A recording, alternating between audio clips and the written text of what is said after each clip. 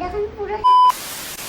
Hey hello hello hello আমার মিষ্টি বন্ধু বান্ধবীগণ, তারপর বলো কেমন চলছে তোমাদের দিনকাল? আমার তো ঠান্ডা লেগেছে ভাই। আচ্ছা যাই হোক, চলো তোমাদের আমার এই আবল তাবল দীঘার গল্পটা একটু শুরু থেকে বলি। দেখো, তোমরা যারা ভিডিওগুলো প্রায় ডেইলি দেখো তাই তো অনেকেই জানো যে বছরে কতবার আমি এই দীঘায় আসি। এবার কেন আসি জানি না, আসলে ব্যাপারটা তেমনটা না। এজ এ মেদিনীপুরের ছেলে হিসেবে দীঘাকে একটু বেশি ভালোবাসি, তাই তো বারবার ছুটে আসি। যাই হোক, তারপর এমনিতে আমার এই ব্যস্ত জীবনযাত্রা থেকে মাত্র 48 ঘন্টা ছুটি পেয়েছিলাম, মানে এই 2 দিন আর কি। তাই ভাবলাম চলো এই দীঘা থেকেই ঘুরে আসি। আর এই দীঘা সমুদ্রের পাড়ে দাঁড়িয়ে আমি তো আলাদাই ফিল নিচ্ছিলাম। সমুদ্র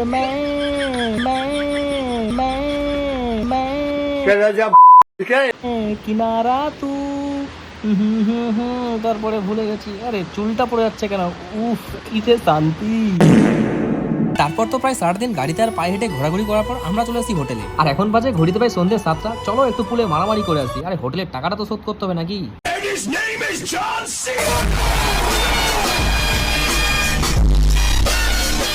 আর এদিকে জলে ডুব দিয়ে আমি একটা হেভি লেভেলের ভিডিও বানাতে চেয়েছিলাম, কিন্তু এটা কি মুখ ভাই, এটা কি মুখ। যাই হোক ছাড়ো, সবার দ্বারা তো সবটা হয় না, আসছে বছর আবার হবে। তারপর তো আর তেমন কিছু নেই আজকের এই ভিডিওতে। আমরা ওই 7টা থেকে প্রায় 10টা পর্যন্ত এইসবই করছিলাম এখানে। চলো আজ তাহলে এতটাই থাক, দেখা হচ্ছে পরের ভিডিওতে, মানে কালকেই আর কি। আজকের মতো বাই।